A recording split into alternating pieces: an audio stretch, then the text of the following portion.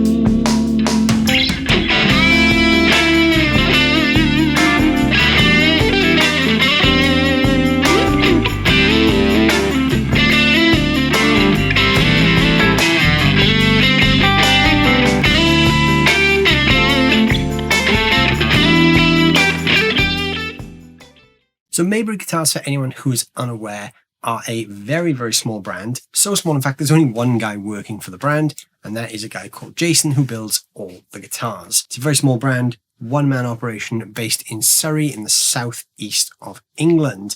Now, Jason builds some fantastic instruments, and I've done a couple of videos on the channel talking to him at various events where I've checked out a few of his designs. But this thing I'm holding today, this is my first Maybury guitar that I own.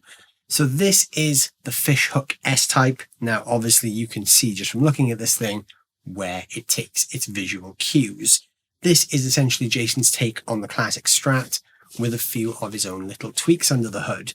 So he builds a huge range of guitars. There's a link to his website down below in the description, so if you want to check out what he does. He always has a few guitars in stock, but he also takes custom commissions, and you'd be surprised how affordable you can actually get a custom built guitar these days.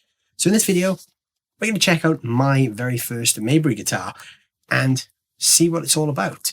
So before we do kick off and start looking at the specs of this thing, I just want to let you guys know this is not a paid video, but Jason did give me this guitar in return for another project I did for him, where I filmed some videos of his guitars for his website. So this guitar was given to me in exchange for that, but you can consider this a sponsored video because I am showing you this product today, which was given to me. So as always, all the thoughts and opinions you're going to hear on this are my own. So let's dive straight in. So obviously, like I said, it's a Strat type. We can see that from the look, but there is a slight visual difference, which is this fishhook design. Now, if we look at that up close, we can see that what Jason has done is he's added these little hooks here on the upper and lower horns. Now, this does have a lot of the usual comfort cuts that a Strat has. So it has the forearm contour and it has the belly cut on the back, but the body is quite thick. It's almost reminiscent of kind of like a Telecaster in some parts, and he does do a fishhook T style as well, which is one of his most popular designs. One of the most striking things about this, I think you'll agree with me, is that finish. So this finish is what's known as a Shisugi-ban finish. This is a Japanese weathering method that Japanese carpenters would use to weather wood, especially for outdoor use. So the idea is you sand the wood down, you burn it, stain it, sand it, burn it. There's a cycle of sanding, burning, and staining all the time. Can't remember exactly which order it is because I'm not a carpenter, but that gives you this effect. So what you're seeing is some parts of the wood are stained with this greeny sort of turquoise finish. And then when you see these darker patches, these are actually burns. So Jason has actually burned the body of this guitar to get that effect. I think it's really, really striking, and you can feel the wood grain, which is fantastic. It's a really eye-catching finish. When I first saw this guitar, I instantly gravitated towards it just for the finish alone because it's so cool. I love the way that that thing looks. So this body is made from reclaimed spruce. Now, this is one thing Jason is very, very big on, is reclaimed woods. He does a lot of guitars with woods that are repurposed from other things, as well as guitars that he calls upscalers, where he takes old bits of wood, turns them into great guitars. So this one is some reclaimed spruce. Then we have a sapele neck, which is quite an unusual wood for a neck, but we are seeing that more and more these days. So we've got a sapele neck. And then another thing, which is incredibly striking, is this spalted lacewood fretboard. Now that fretboard is really special. If you look at that in the cameras, you can see there's a real heavy figuring on that, which looks fantastic. We've got these little aluminium and resin inlays on there as well. The fretboard itself has a 10-inch radius, so it's slightly more modern feeling than a typical Strat neck. It has a slightly flatter feel, but there's enough of a radius there to kind of, still feel like a Strat. So electronically, this is really cool because we can actually see what's going on here because of the clear pickguard. 3-knob layout, volume, tone, tone. The middle tone control handles the neck and middle pickup, and then the bottom tone control handles the bridge pickup. Got a 5-way switch. These all have orange drop capacitors, and we've got CTS pots there as well. The bridge is a hardtail bridge, which is actually a Fender American bridge off, I believe, a Fender American Strat, Jason told me. The pickups are Vanson 59 Alnico 5 pickups. So Vanson are a pickup company I'm not really that familiar with. I know they're more on the affordable end of the pickup spectrum, but they sound pretty good. I don't know whether or not they're my favorite Strat pickups, but they definitely do a good enough job. They are quite affordable, as I said. It depends on how they perform. Maybe I will swap them out at some point for something else. But yeah, as a brand I'm not familiar with, first impressions are pretty good. Up at the headstock, we've obviously got Jason's headstock design with a set of Fender tuners. So I'm not sure whether they're American spec or from a Mexican Fender. I'm not entirely sure there, but they are Fender tuners nonetheless, and they do hold tune very well. And the back of the guitar also has a few nice details. We've got this Maybury truss rod cover there, which is quite hard to see because it's very reflective. And then this custom built block here for the string ferrules to go through as well. So even though this guitar was not actually custom built for me, this was actually just one that Jason had in stock anyway when we were talking about me getting one. This actually ticked a lot of boxes for what I was looking for, in that it is a hardtail Strat. I was looking for a hardtail Strat for gigs, and the combination of it being very, very lightweight, it's kind of fancy, it's a little bit different. It's sort of what I was looking for really in a modern style Strat. So this kind of ended up being the perfect companion. And I remember the first time he showed me this guitar, I actually thought to myself, I'm going to probably get that off him one day. And somehow that kind of all aligned and the guitar ended up finding its way to me. So yeah, here it is. So really, I mean, it's going to be kind of Stratty. You can kind of guess the sound of that because we've got 3 single coils and a 5-way switch, but we're going to hear it anyway. So I'm going to plug this in. I'm plugged into the Blackstar Studio 10 6L6 that you see behind me there. That is running completely clean via the 2 notes torpedo capped X as always. The reverb in the video is coming from the Surfy Industries Surfy Bear Classic Spring Reverb Tank, which is sat on top of the Blackstar. And later on, I'll be switching on some drive, which will be coming from the Analog Man King of Tone. So what I'm going to do to start is I'm going to play this thing clean. I'm going to start the bridge pickup, and I'm going to flip through all 5 pickup positions.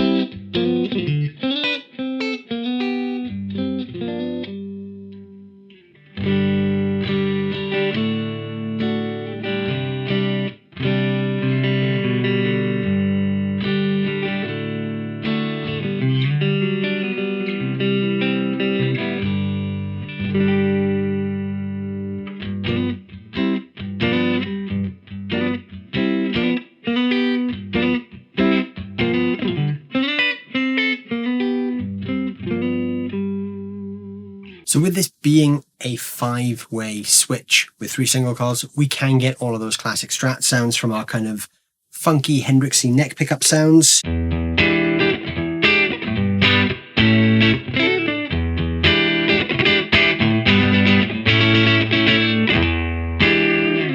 Right through to those kind of in-betweeny position 4 John Mayer sounds.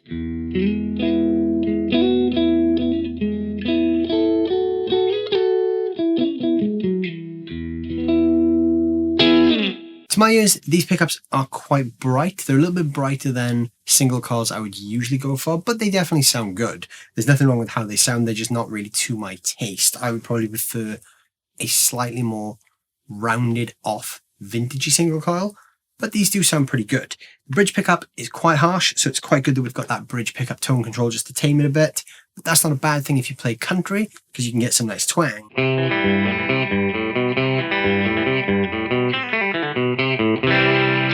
if you like a bit more of a twangy sound, that bridge pickup is great. Now, I'm going to switch to the Analog Man King of Tone. I'm going to kick both sides on here. I'm going to do the same thing. I'm just going to play through all 5 pickup positions.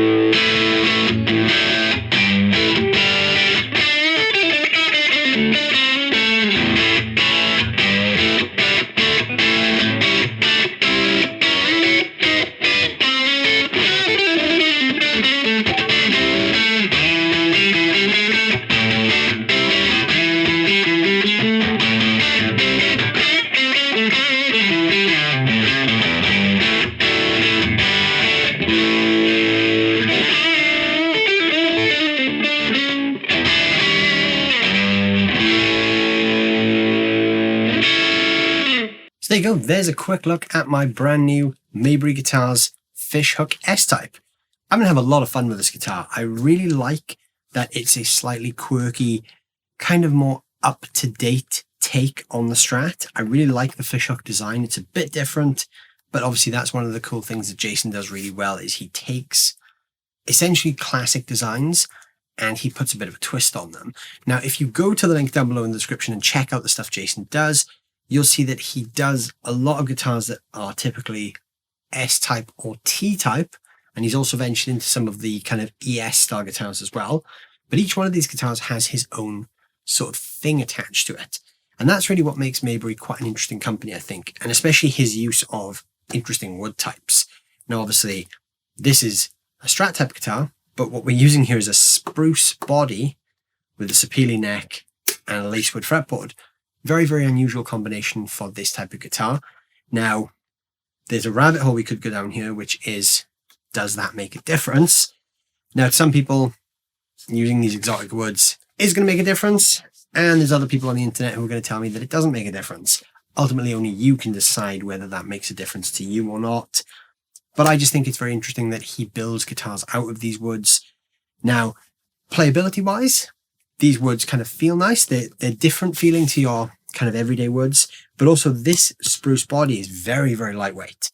So if you're playing this thing for a gig, stood up for 2-3 hours, it's not going to give you any back problems like a solid older guitar is going to, or a Swamp Ash guitar. It's much, much lighter, very, very lightweight. You could throw this thing around a stage and it would be very, very comfortable. So, I mean, obviously, whether or not the wood makes a difference to the overall tone, that's something only the comment section on YouTube can answer. All I know is I like the way this thing sounds.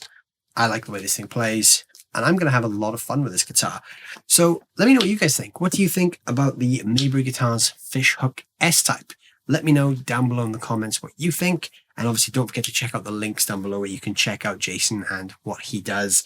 He builds some really cool guitars, so please go and give those some love. His guitars are very, very interesting, and quite different to a lot of the other builders around, I think, which is one thing that makes him really stand out. So yeah, let me know what you think. Go check it out. If you're new here, please consider hitting the subscribe button. And to everyone watching, give the like button a good smash as well, because that helps the channel grow and it helps these videos get seen by more people.